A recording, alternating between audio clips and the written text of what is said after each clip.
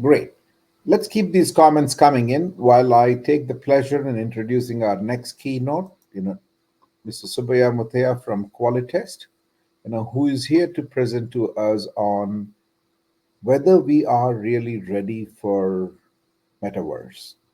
The topic title, Are You Ready for Metaverse? So it's my pleasure to introduce to you Dr. Subbiah Muthia, who is a Senior Vice President, Emerging Technologies at the Qualitest Group.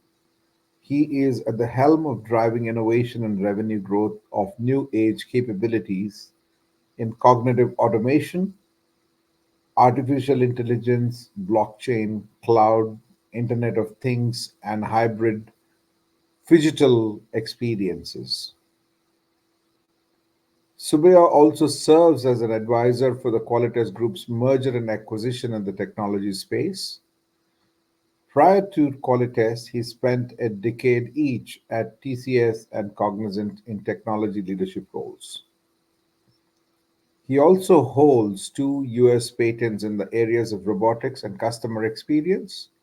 Subbiah is based out of Chennai, and his spare time enjoys watching movies and enhancing his business and financial acumen. Without much ado, let me welcome Dr. Subbiah, onto this dais so that he can continue the conversation. Thank you. Thanks, Pradeep. Hope I am audible. Welcome again, sir. Yeah, absolutely. And we love to hear you now. Okay. So let me get on to the presentation. So hope this is in the presentation mode and you guys are seeing this, because I'm not able to see what's going on there in the screen as I'm in the presentation mode. We can see your screen. Absolutely. Yeah, we can see your screen. Okay, wonderful.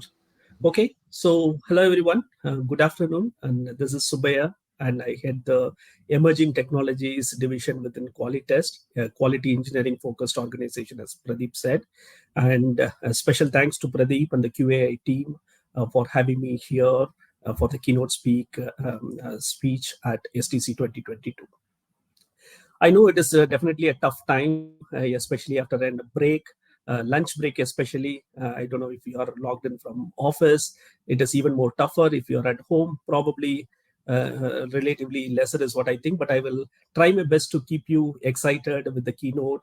I'm very sure the topic is relatively newer in the industry, at least in the QA industry. It is definitely a new age capability that everybody wants to learn, and I'm very sure this session I'll be able to make you excited about the ocean of opportunities that lie ahead of us in the metaverse. Okay, so as you could see, the topic is, are you ready for the metaverse? Okay, so even before we get into the reality of metaverse, okay, and get into the details of metaverse, I think we need to really understand the evolution of the web, really. Okay, the web related technologies before we get into the metaverse. Okay, so as you would all agree, right, the initial versions of the web technology was primarily based on open standards, and it was mostly in a write mode. Okay, so where we were all engaging the web only in terms of reading and stuffs like that, and then later on it evolved, and then it became a write and read and write mode. Okay, so where we all started to contribute to the web, and then big tech giants were actually collecting data from the users, and then they were actually monetizing, and then there were quite a lot of new business models that derived out of the web 2.0, if you want to call that as. Okay, and now we are getting into an era where the web is actually evolving into an read, write, and own. Okay, that's a primary premise in which the next generation of web is actually moving towards, and it is mostly driven by the decentralized business model. And the definition as of now, the Web 3 or the next generation of web may sound vague in this slide, but as we traverse through this presentation, I'm very sure you will understand what is changing in the next generation of web. Okay, so the next 20 minutes or 25 minutes, based on the time availability, this is what we will go through. Okay, we will actually see the market trend. Okay, is it really metaverse? Is it an already there in the market, or is it still an illusion, or is it something practical? Is it already happening, right? So you will understand that in the market trend. Then we will understand the the ecosystem, the fabric which is actually tying this together. Okay, what makes it metaverse? And then obviously, as we are all from the testing background, quality engineering background, we will cover the testing approach that we have to take when it comes to metaverse. And then what is the way forward in the metaverse world, right? So that is something how we will end this conversation. Okay. And if you guys have got any questions, any thoughts, please feel free to post it in the chat, and maybe Pradeep and the STC team will coordinate to get that answered. Okay. So before we get there, okay, so maybe we should get started with this video.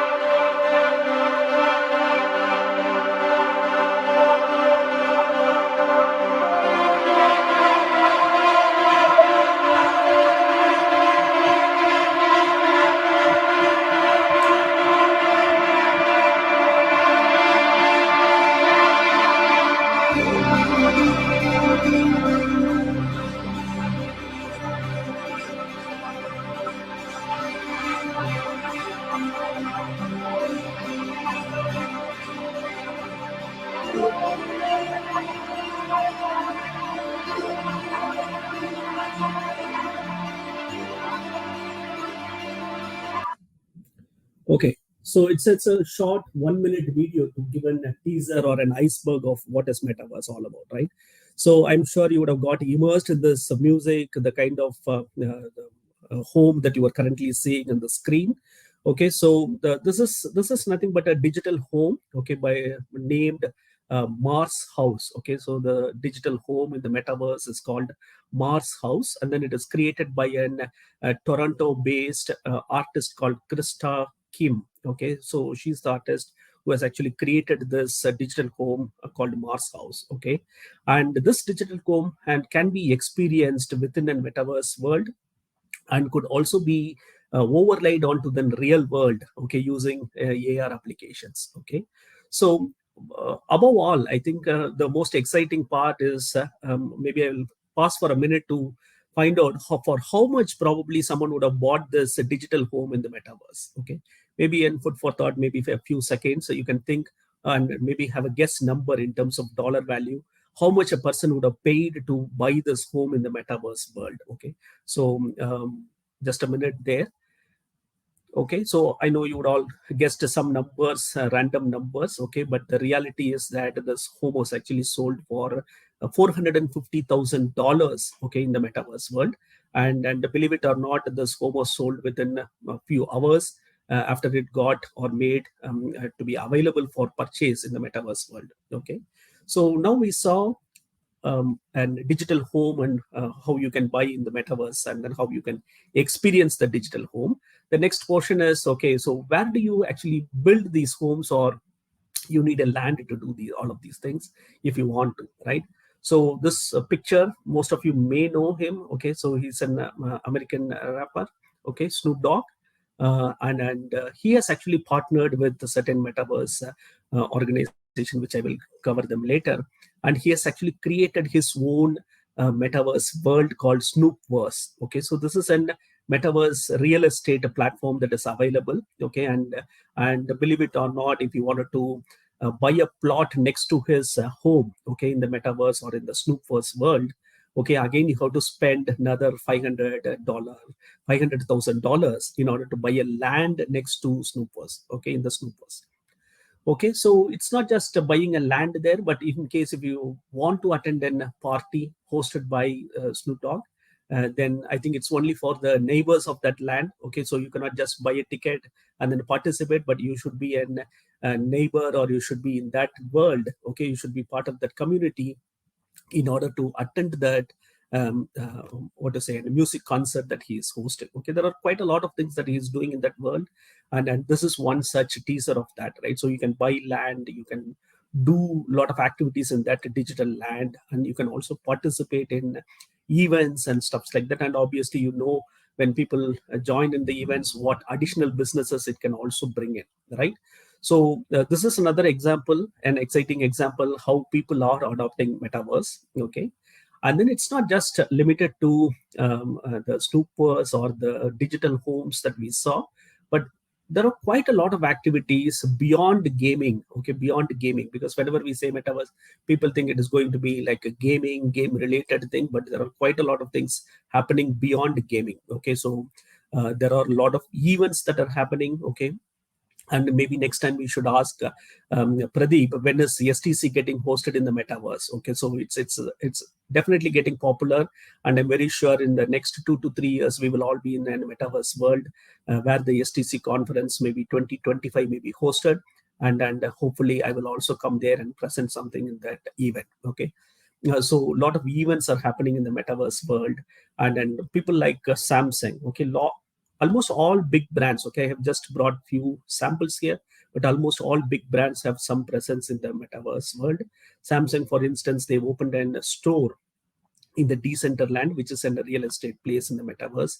Okay, so they opened a store where people can go experience, purchase things and stuff like that. And then Adidas, for that matter, if you buy an physical merchandise, okay, like a sports merchandise in a store, you will also be given a digital merchandise of an equivalent, which you can actually use it in the gaming world in the metaverse. Okay, so Subbiah, who is actually an world's largest auctioning company, they have a virtual gallery where they auction art products, okay, and for that matter, even central bank, Union Bank of India in India, they have opened a metaverse virtual launch, okay, where people can go experience various products of Union Bank. Okay, so this is not an gloomy illusion right now, and a lot of things are happening, and people are making money, people are coming and experiencing.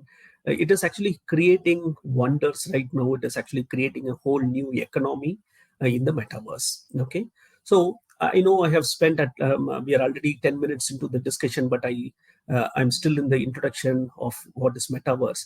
The simple reason, for many at least, I believe, based on my interaction with a lot of young generation of testing community people and even leadership team for that matter, it is kind of a very elusive and people are not very clear what is happening in the metaverse. So I thought maybe this will actually lay a great foundation for us in order to understand what is metaverse and then get deeper into the metaverse as we move forward. Okay, so what makes the metaverse fabric? Okay, it's not just about the experience that is being delivered. So there is definitely something that is behind the scene which is actually enabling this experience. Okay, so what we saw so far are all some of the end user applications or the use cases that we have seen. And what is this being powered with? Okay, so there are definitely, obviously, you need and place where you can do host all of these things. So there is something like Decentraland, Sandbox, and others. So like, say for example, Snoop Dogg's Snoopverse is in the Sandbox. Okay, we saw Samsung opening in the store in Decentraland. Okay, so you can actually compare this to the Earth kind of a model. Okay, so this is an Earth. Okay, and maybe Sandbox could be in Mars or something like that. Okay, so it's like different places where you can go and then have your presence felt. Okay, so this is available. And then there are set of marketplaces. Okay, you would have heard a lot about NFT. I know as a tester you may be relating to the non-functional testing, but this is the non-fungible tokens where you can actually sell digital assets. Okay, and all those assets can be purchased. Okay, they can be purchased, owned in such marketplaces. Okay, this can be compared to a supermarket in a country or something like that. Okay, so that's the second place, okay, which is enabling this experience. Then obviously when you wanted to buy something, you need money, okay, and you need a wallet. Okay, so these are the different wallets that are available. Okay, wallets based on blockchain. Okay, mainly based on blockchain. And these are the different wallets that are available using which you can make purchases. Okay, and lastly, how do you access this applications? Mostly they are called as decentralized apps or DApps popularly. Okay, and as I said at the beginning, Web3 or the next generation of web is all about privacy. Okay, and you cannot just go with the same old browsers and other things, but there are new age browsers that are being adopted in the metaverse world. Okay, especially if you wanted to be involved, people are using browsers like Brave, Tor, and things like that. Okay, so this is a second layer or a middleware kind of a layer, which is actually supporting, enabling the experiences that you wanted to deliver. Okay, then the third layer is the hardware or the platform layer. Okay, where you have the likes of the blockchains. Okay, so various different blockchains which actually power the metaverse world. Okay, not all blockchains support metaverse as we speak. Okay, so Ethereum is the most popular one. Solana supports metaverse. Okay, so for example, Krita, for instance, or a blockchain ledger is not into metaverse, and it's designed not for metaverse. So right now most of them are all in Ethereum and Solana. Okay, and then we obviously also need to think of the hardware devices where the experience is being delivered. So these actually form the platform layer. Okay, so this three different layers form the fabric of metaverse. Okay, now I hope we have seen the use cases of metaverse. What are the different use cases, how people are getting involved in metaverse. Now we have also seen how the metaverse is being constructed. Okay, and now it's a time to define what is metaverse. Okay, I know this should have come at the beginning, but I thought the use cases would make us understand this definition much better, and so I brought it in the middle of the discussion. So I will just read through it as you read as well. The metaverse represents an evolving idea of a digital native immersive world. Okay, where we can work, socialize, and engage in commerce. Okay, so this is very important. Okay, this is still an evolving idea, but it is quite evolving very fast. Okay, and it is a digital native and immersive world. Okay, these are very important words. Okay, and then you can actually work here, you can socialize. Okay, you can actually engage in commerce. Okay, you can sell, buy, and then make money in this world. Okay, and how is it being supported? Okay, so it is being supported by Web3, provides this decentralized protocols which can be used to build an open, interoperable, and community driven metaverse. Okay, so what does it mean is like we have to definitely not be bottlenecked by the big tech giants like the Web2 technologies. So this is actually providing the environment for decentralized protocols. Okay, so how we can decentralize it, and how we can ensure privacy of the users. How can we ensure that the ownership of the content is all maintained? And this is a big backbone which is actually supporting the metaverse. Okay, so given the definition of metaverse now, okay, we will get into the crux of our discussion, which is how do we provide QA for metaverse. Okay, in order to provide QA, we need to really understand the different layers. We discussed about that, and if I have to summarize each of these layer, then the first layer is called the experience layer. As you would have noticed, the kind of use cases, the kind of application that we are delivering, it is all the experience layer. Second comes is the application layer, which actually supports in delivering the application. The third is the platform layer, okay, which deals with more of infrastructure, hardware, and things like that. Okay, so I just wanted to draw some parallels to the current world. So I made it simpler to make it clear in terms of how we can visualize metaverse when it comes to testing. Okay, now we will obviously see what are the different types of testing we may have to do when it comes to each layer. Okay, so first is the experience layer. Okay, and I'm sure you will all have some thoughts about this. Okay, how we can test it, but I will explain it a bit more in a structured format. Okay, so the first one is the triangulated testing approach. Okay, um, as you could, as in common sense, you may think that yes, this is all experience driven, right? So here the biggest difference when it comes to the QA is experience is the requirement. Okay, so the requirement is not about functionality. Okay, functionality is definitely a requirement, but end of the day, experience is all that we are going to test here. Okay, so it's quite very important to understand experience is the functionality in this layer. Okay, and experience, as you all know, is very subjective in nature, and the way we have to measure experience is quite different. So we have to handle it in a different format. And also here in the metaverse, it's not just the software which plays a role. Okay, but here how a human interacts with the software and how the software interacts with the hardware plays a critical role. Okay, so it is very, very important for us to understand the ecosystem of when you do this testing, you may have to find out the behavior of a human interacting with these layer, and then the hardware parameters, how it is actually performing, etc. Okay, so it is a combination of human software and hardware is what we have to do testing on. Okay, with that mindset. The second, in order to evaluate that experience and then to see the human interaction with the software, green screen testing is something which is generally been adopted. Okay, so I know it may look like in a Bahubali movie with green screen related stuff. So I thought maybe I will show you how a green screen testing is done. Okay, so as you could see here, the person is wearing the metaverse gears, and then we can actually visualize, okay, his behavior, how he is feeling, and in a particular metaverse world, okay, in a virtual world. Okay, so you will be able to monitor, you can see the behavior of the user, as well as you can see how the digital native or the digital twin of the human is inside the metaverse world. Okay, we can actually visualize that, and then we can improve the experience in a particular place, in a particular activity.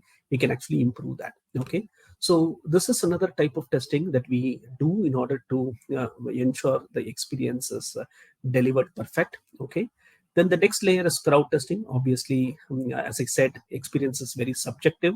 So crowd is and critical, crowd plays a critical role, and it has to be crowd tested. Okay, then it has to be also tested for integrated experience. Okay, it's not just about how things are being delivered. Okay, so we saw the different layers in metaverse, where there is an application layer and a platform layer. So it is quite important to understand the interoperability, or how a transaction gets completed. Okay, you buy something in Adidas, and then maybe in a marketplace using an crypto wallet, and then you then move it to a world, and then you see how that asset or an NFT digital asset is being used in the metaverse world. Okay, so it's the end-to-end experience needs to be tested as well in this layer. It's just not limited to the end application, but it should be dealing with the end-to-end nature of the solution. Okay, and the last but not the least is the automated testing. So I know as a tester, and even the community expects that, and we as a tester also always believe that we have to automate something, right? So if we do this manually, then people treat that as a low-end work, right? So but here most of the testing is manual in nature because it is experience oriented, but at the same time there are opportunities for us to automate, but we cannot use the standard automation tools like APM or Selenium. APM also does some level of support, but not to that extent that we would look for. Okay, and there are tools like air test, which is quite powerful when it comes to Unity based application that are being developed. Okay, and then the Unity and Unreal, okay, the platforms SDKs in which it has been created, they also have created a lot of solutions. Okay, so I know we're running short of time and there is like 5-7 minutes left. I'll just go to the next layer. Next is the application layer. Okay, so where there are several decentralized apps that are being tested for. Decentralized apps are nothing but this is highly interoperable. It is decentralized in nature, right? So it's not confined to one platform or one user or one node. So the type of application and the interoperability of the layer, okay, has to be thoroughly tested, and the kind of automation principles that we used in the DApps will be completely different. Then comes the NFT testing, which is the non-fungible tokens, how you buy them, how you sell them, the complete life cycle of the NFT, okay, how you even mine them. Okay, mining is nothing but how do you create a new asset in the platform, and then how do you then move that through that life cycle by procuring, selling, and then utilizing that NFT. The entire life cycle of the NFT has to be tested here. Then the crypto wallet integration, as you could see, it is still not very standardized. There are quite a lot of cryptocurrency, crypto wallets that are available. So we need to ensure that the integration of the crypto wallet, the transaction between the crypto wallet, simulation, virtualization of those, all of those are all very critical elements that we need to focus here. Then multi-chain interaction. Okay, as you could see, there are several layers. Okay, so OpenSea is one marketplace. Super rare is another one, and then there are decentralized land and things like that. So we need to ensure that it is interoperable, and then when you buy something in one place, you are able to use it and things like that. So the multi-chain interaction is quite important in this layer. And lastly, the digital identity validation is also quite important, because the whole world of metaverse and the next generation of web application is all about privacy. Okay, so when you do privacy, okay, you should at the same time you should also authenticate the person, but you cannot reveal the identity of the person. So this is a very tricky area, and this has quite a lot of scope and unique applications that are being built in order to test the digital identity itself. Okay, so there are platforms like One Cosmos, which actually does digital identity validation, and there is quite a lot of scope in integration of the digital identity, security of the same, and stuffs like that. Okay, so that is application layer. The next layer is the hardware layer or the platform layer.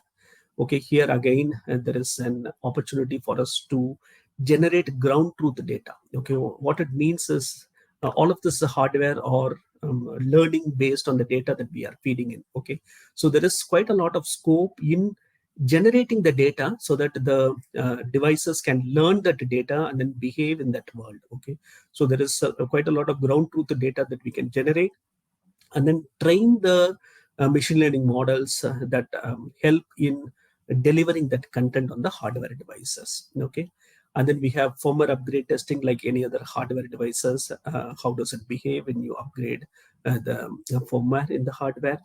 Then we have smart contract and oracles, which is one of the core critical testing that we do when it comes to the blockchain component.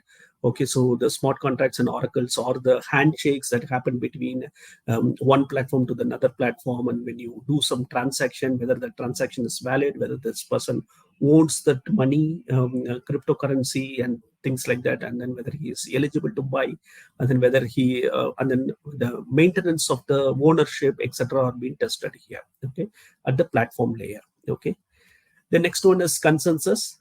Again, when you wanted to sell, okay, or when you wanted to buy, and if you wanted to validate the ownership, consensus plays a vital role in the blockchain environment. That is another area that we will focus. And then lastly, the disaster recovery. So if so, because it is definitely distributed in nature, it's completely decentralized, and it is not centralized in one cloud server or anything. But at the same time, when something happens, how do you recover, and how do you ensure that nothing is broken, and the money and the NFT assets that you own, however, because it's a complete chain. Okay, so and it has to be brought back again. So this is another important area that we focus on. Okay, so now we have seen the different types of testing in each of these layers: the experience layer, the application layer, and then the platform layer. Now, okay, all three different types are being covered.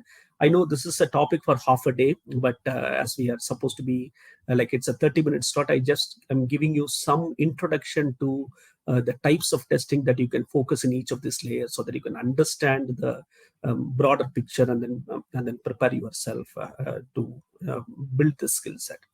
Okay, and we will complete this presentation with the road ahead of us. Okay, in order to in the metaverse world. Okay, so obviously interoperability, the cross-platform standards, transferring identities, okay, from one place to one world to another world. Okay, all of this is still not very standardized. Okay, it is still, as you all know, this is all emerging, and obviously as things, when they emerge, they do not have standards in place. People don't come together to agree upon standards. They wanted to create a monopoly in each of these areas, which already the big techies have started to do, but people, the wider community is trying to keep it to the definition of a next generation of web, which is decentralized and decentralized. Okay, and towards that, there are forums which are working towards bringing in standardization, like the Metaverse Standards Forum and then Open Metaverse Alliance 3.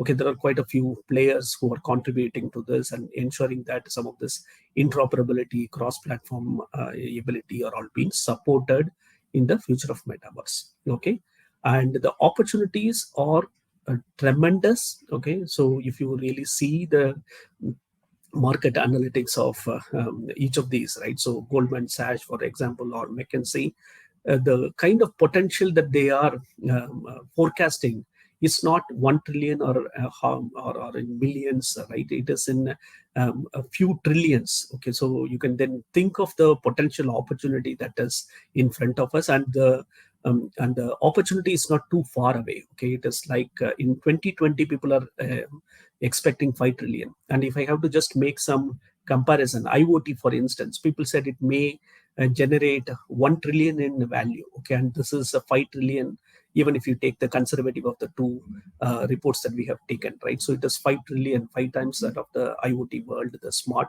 world that we are currently working on, right? So that's a huge opportunity. And India, while we are not cryptos are not being official and we are not buying those here, but there are quite a lot of organizations. There are close to 450 startups who have already spending significant effort creating platforms to support the Web3. Okay, and the economy in India itself is expected to be around 1 trillion around blockchain and blockchain associated technologies. Okay, so the road ahead, the opportunity ahead in the metaverse world is tremendous, and there is a huge opportunity for testers to play a vital role, because there are quite a lot of new things that are being built, a lot of new experiences that are being delivered.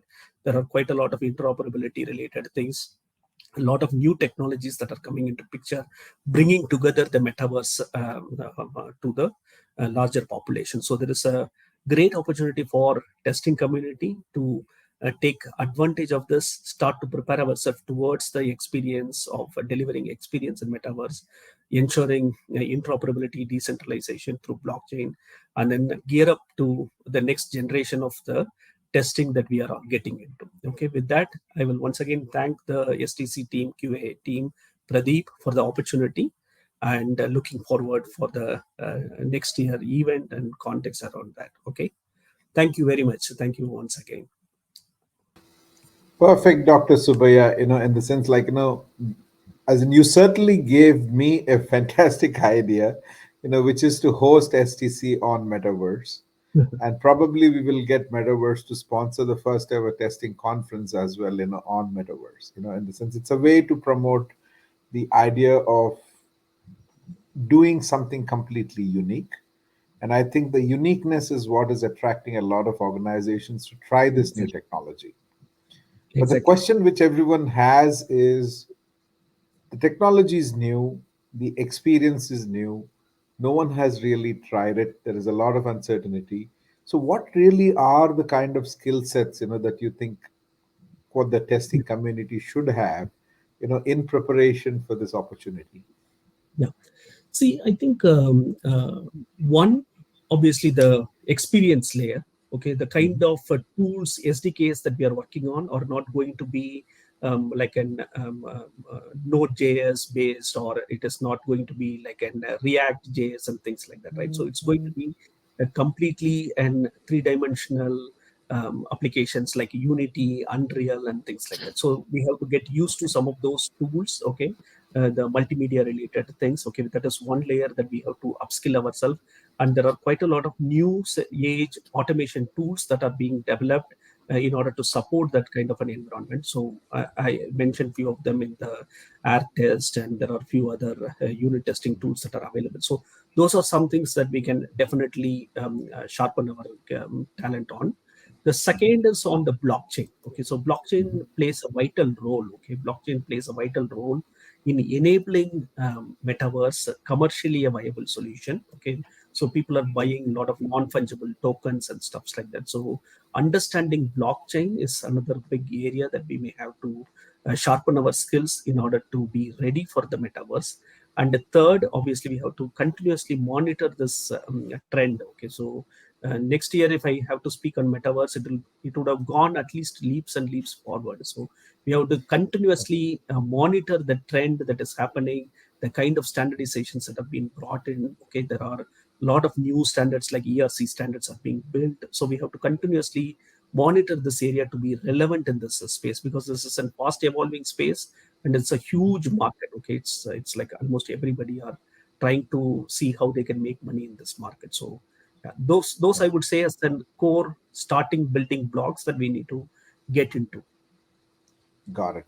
Now, the next question, of course, is again, I think, like with any change, everyone becomes a little concerned and worried, and that's one part which we addressed in terms of preparing ourselves. But the second question everyone has is the cost of change. For example, if I'm a bank currently and if I have to move into the metaverse, there is a legacy or a standardized application that I currently have, and my ability to integrate that into the metaverse is going to be a big question. And Yeah, secondly, the transaction model there is based on NFT, which as a bank I culturally don't agree to, because that correct. devalues my very position. Very true. So how do we address that kind of a challenge? Any thoughts on that? Yeah, this is an industry challenge. Okay, this is not Mhm. something that we can solve it tomorrow. Okay, but end of the day, if we have to really look into what is driving the economy globally, is all about where the customers are. Okay, if the Mhm. next generation of customers, okay, if people in their teens or in the early ages of their adolescence, right, if they are all into the metaverse world, if people are getting immersed into that world, and if you wanted to sell something to them, okay, and there is no other way than to meet them in the place where they are, right? Mhm. So when people were in the social media, I think everybody started to advertise, start to sell products in those areas, right? So now if people are in metaverse, then there is no other way to interact with that next generation of people in that specific area. That is one. Okay, second, they have to adopt. Second, how do we integrate some of this, say even today a lot of people are still talking about app modernization or application modernization initiatives, where they wanted to move away from monologue, big elephants, mainframe systems, and still not all people are successful with microservices based architecture, etc., etc. So it will take its own time. Okay, it's not going to be like tomorrow everything is moving into metaverse. This will be a parallel economy which will actually evolve, and which will evolve faster, and there will be a huge economy, parallel economy, which people want to address in that second one. Third, I think Pradeep, you also brought up a good point on the central banks not adopting.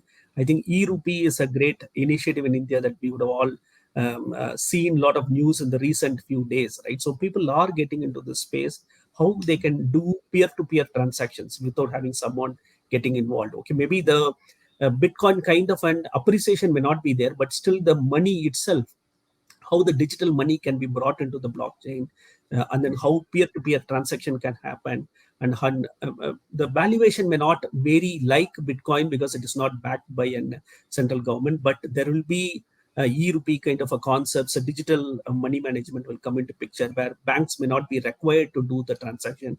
People will know how much I have, how much the other person has got, and then the transaction can happen, and then the peer-to-peer communication can happen. Okay, it need not be always on, say for example, a Bitcoin based economy or something related to that, but everything will come into this decentralized format, and then the peer-to-peer transactions will happen, where people may not be able to control in one central place. That will definitely happen. Brilliant.